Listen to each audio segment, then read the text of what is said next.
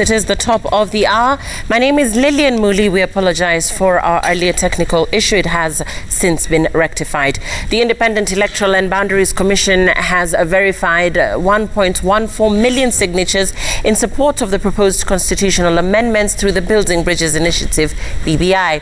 In a letter to all county assemblies in the country, IEBC has the BBI Constitutional Amendment Bill 2020 to the assemblies, asking them to hand in the decision of their respective assemblies to the Commission within 3 months.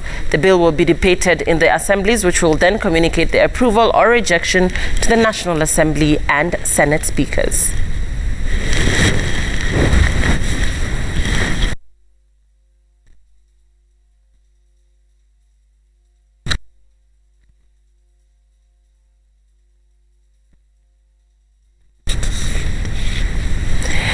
Property of unknown value was today destroyed after 2 school dormitories were burnt down in separate suspected arson cases.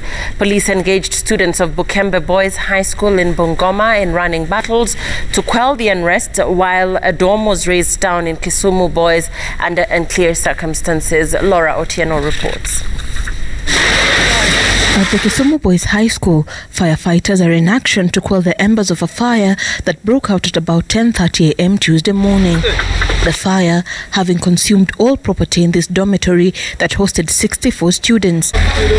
According to Kisumu Central OCPD Peter Katam, a multi-agency team is investigating the cause of the outbreak. Preliminary investigation reveals that no life was lost, but nothing was salvaged. The entire luggage of students was burned. We are treating this one as arson, and investigations are on. At Bukembe Boys High School in Bungoma County, relative calm has returned after a night of running battles between police and the students. It is alleged that the unrest broke out at about 8 p.m. Monday night following a day of tension occasioned by the adjustment of entertainment hours in the institution. Parents have condemned the act, urging students to exercise civility when seeking audience with their teachers. Sana mwenye atapepa muziko ni mzazi. Wanafunzi wetu, wanafunzi wa siku hizi.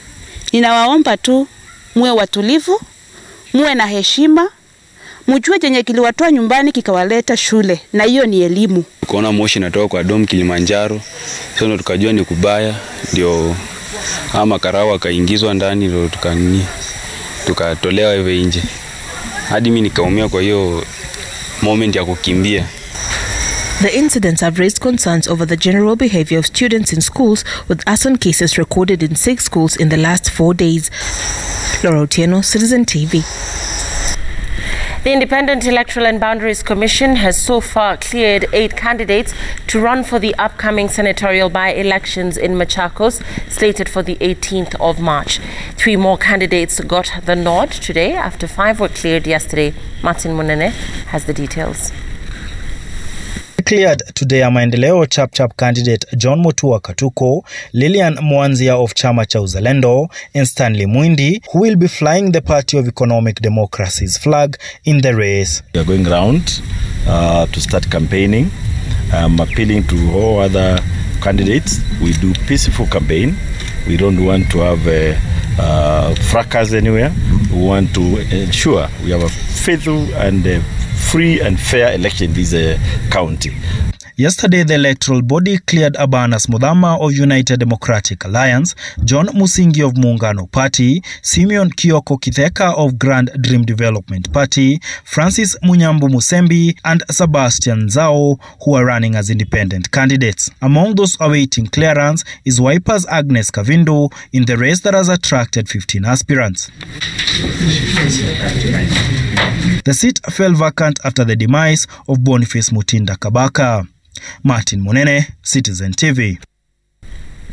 The multi-million shillings ICU bed procurement project by the government has hit a snag after it emerged that one of the two innovators contracted to manufacture 500 beds was allegedly involved in dubious deals in the past. Presidential Delivery Unit Secretary Andrew Wakahio, who visited the firm on Monday afternoon, says the government withdrew on these grounds. It is a move that has now sparked a debate, with the area woman representative Gathoni wa Mushomba coming out to condemn the move by the Presidential Delivery Unit that has allegedly left the two young innovators deep in debt.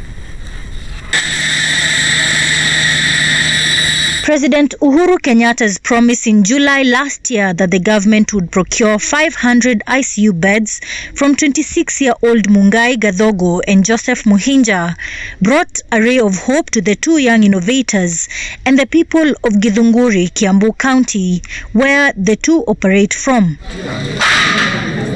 6 months down the line, for Gathogo and Muhinja, the project has become a business nightmare after the Presidential Delivery Unit withdrew from the contract on grounds that one of the contractors is allegedly involved in at least 3 criminal cases.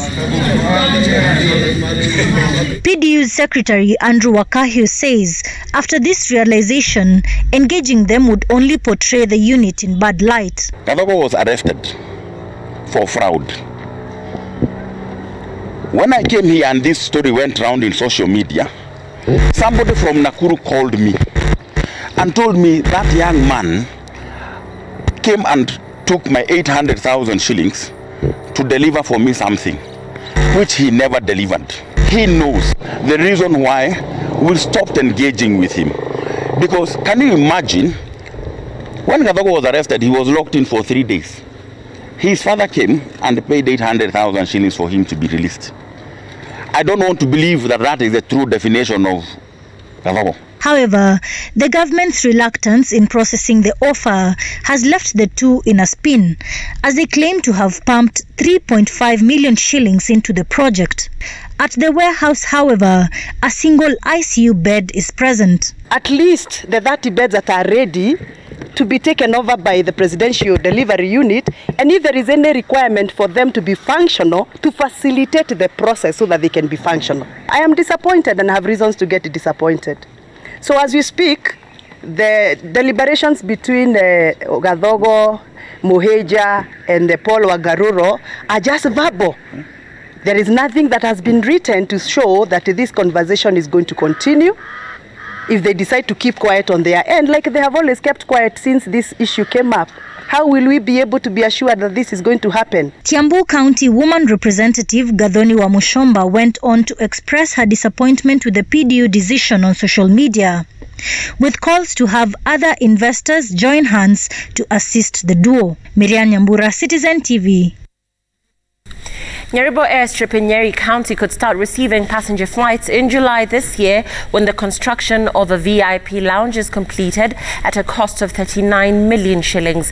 The airstrip, that is largely used by chartered flights and by aviation schools, is expected to change the economy of Nairobi and Nyeri County once commercial flights commence. Kenya Airports Authority officials were on an inspection tour of the progress of the facility, whose construction was launched by President Uhuru Kenyatta in 2018. Construction works began in November 2020. We have increased flights of training schools here. We have people who have applied to put up some hangars at this airstrip. Actually, there's a lot going on as we speak. So what they are waiting for is only the completion of this particular VIP launch, so that it can also be used for facilitation of general aviation and other commercial flights. This particular structure coming up here is bigger than the one at Wilson and the one in Kisumu. So for you to understand what is going to happen with this airport, you need to internalize that we are going to end up with a structure that is bigger than what Kisumu uses to clear traffic. For sure, when these projects come up, we'll be very happy with that hangar situation. Because the situation now we are having, we have to take our aircraft to Wilson for maintenance. That's a journey, that's money you're even using. ODM leader Raila Odinga has called on university students to fully back BBI-initiated constitutional changes. Speaking while meeting student representatives from various universities in the country, Odinga said proposed changes in the BBI, particularly on students accessing loans at the Higher Education Loans Board, will be beneficial to the learning fraternity. All the government officials that we received.